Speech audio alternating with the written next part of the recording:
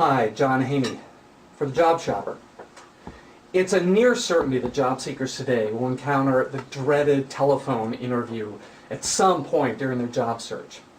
But knowing what to expect and how to prepare for the telephone interview can provide job seekers with an enormous advantage, because far too many candidates stumble upon common mistakes that knock them out of consideration before they ever get a chance to even demonstrate their skills. If you're preparing for a telephone interview, first check out our posts on the 7 tips to ace your telephone interview on the jobshopper.com. Then avoid these common mistakes. Number 1, you simply don't understand the purpose of the telephone interview. Look, the telephone interview is not intended to get the job for you. It's intended to weed out candidates from the pool that the company is considering hiring. You're not going to win the job with a great performance, but you can lose a job with a poor performance. So your goal is simply avoid being eliminated from competition and consideration. So knowing this, you should provide just enough information in your responses to whet their appetite and want to learn more about you and how you can contribute to their organization. Number 2, you talk too much.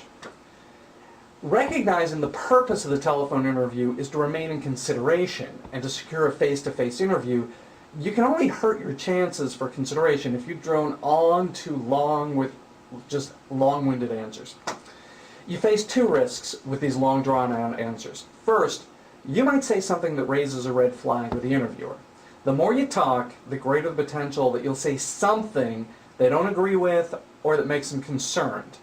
So your answer should be brief and to the point, not long and drawn out. Moreover, the longer you talk, the greater the chance the interviewer will become bored and distracted while you drone on and on about the details of last year's ERP installation in Milwaukee. Look, if they become bored, there are plenty of distractions on their desktop that they can shift their attention to. They can check their email, they can look at their Facebook status, but they're not focusing on you. So keep your answer short and on point and keep the conversation constantly moving forward. Number 3, you don't listen. Too many job seekers mistakenly think the job interview is all about them. Fact is, it's not about you. It's all about the hiring company and what they need. You are secondary. Your interviewer will often provide a lot of details about the job, its requirements, their specific needs, the qualifications they're looking for, but too many candidates are so focused on what they're going to say next, they just gloss over entirely the details and insight the interviewer just gave you. So listen carefully.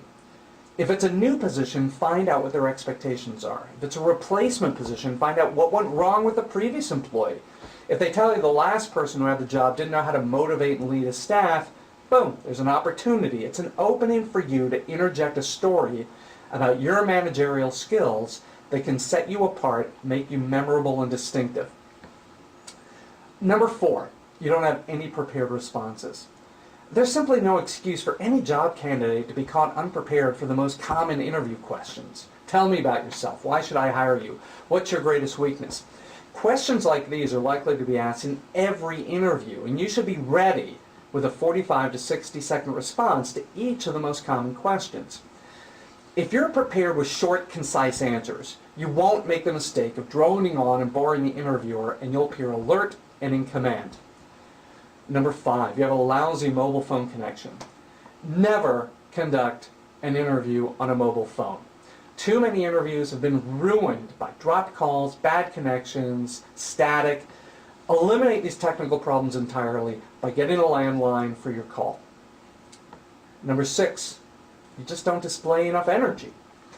You're already at a disadvantage in a phone interview since the interviewer can't see you to read your body language and gauge your excitement and energy level. So the only thing that conveys your energy is the tone of your voice. So you've got to take steps to energize yourself so your voice reflects your energy level. Stand up while you're on the phone. If you can, put a headset on so you can move around the room freely. By allowing yourself to move while you're on the phone, you become physically animated, which alters and energizes your verbal presentation and makes you more interesting and energetic. Number 7, you simply don't communicate interest. This isn't the time to play hard to get. The objective of the telephone interview is to get a face-to-face interview, so you've got one chance to let them know you're interested. And the best way to show interest? Ask questions. Let them know you've researched their company, their products, their services. Ask them about their plans for their organization, where they're going, how they're going to grow, how they see you contributing. Become involved in a conversation. Don't just sit back like a passive participant, just waiting for them to ask the next question. And finally, number 8, you don't ask for the next step. Look, if you want to meet your interviewers personally and explore the job further, ask them. It's that simple. As the interview winds down, tell them you're interested in exploring the position further and ask them, what's the next step? Too many candidates hang up without having any idea where they stand or where they're going to hear something or who else they should meet. Don't let this opportunity go to waste. Be assertive. Try to get a commitment from their end concerning when you're going to hear from them and an outline of future steps. And if you ace the telephone interview, you'll get the face-to-face interview where you get a chance to really dazzle them.